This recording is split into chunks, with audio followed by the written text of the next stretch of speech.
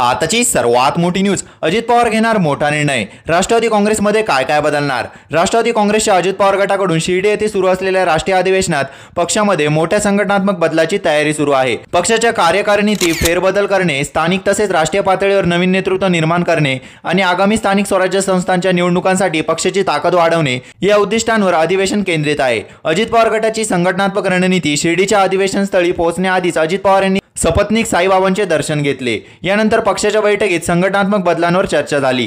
पक्षाचे कार्याध्यक्ष प्रफुल्ल पटेल यांनी सांगितले की पक्ष संघटनेला मजबूत करण्यासाठी जिल्हा आणि तालुका स्तरावर मोठ्या प्रमाणात फेरबदल करण्यात येणार आहेत. आगामी स्थानिक स्वराज्य संस्थांच्या निवडणुकांच्या पार्श्वभूमीवर जिल्हा आणि तालुका पातळीवरील अध्यक्षपदावर नव्या कार्यकर्त्यांची नियुक्ती करण्यात येतील. महत्त्वाचे निर्णय घेण्याची तयारी. अधिवेशनात पक्षाच्या राष्ट्रीय नेतृत्वासोबतच महाराष्ट्र प्रदेशाध्यक्ष बदलण्याचा मुद्दाही चर्चेला येणार असल्याचे बोलले जात आहे. त्यामुळे चांदा ते बांधा असा व्यापक संघटनात्मक बदल दिसून येण्याची शक्यता आहे. अजित पवार गटाचे मते, आगामी स्थानिक स्वराज्य संस्थांच्या निवडणुकात पक्षाला जास्तीत जास्त जागा मिळाव्यात यासाठी संघटन मजबूत करणे गरजेचे आहे. नवीन नेतृत्वाला संधी देऊन पक्षाची ताकद वाढवण्यावर भर दिला जाणार आहे. अजित पवार यांनी सांगितले की पक्षाच्या मजबूत भवितव्यासाठी नव्या नेतृत्वाची निवड केली जाईल. प्रस्थापित नेत्यासोबतच नवीन चेहऱ्यांना जबाबदाऱ्या देण्यात येतील. शिर्डीच्या अधिवेशनात पक्ष संघटनेच्या दृष्टीने ऐतिहासिक निर्णय होणार असल्याची शक्यता आहे. प्रफुल्ल पटेल यांनी सांगितले की पक्षाचे उद्दिष्ट केवळ निवडणूक जिंकणे नाही तर संपूर्ण महाराष्ट्र पक्षाची नवी ओळख निर्माण करणे आहे. या महत्त्वाच्या बदलामुळे अजित पवार गट आगामी निवडणुकांसाठी अधिक सज्ज होईल आणि पक्षाचा विस्तार मोठ्या प्रमाणावर होईल. अशाच नवनवीन व्हिडिओ बघण्यासाठी आपल्या चॅनलला लाईक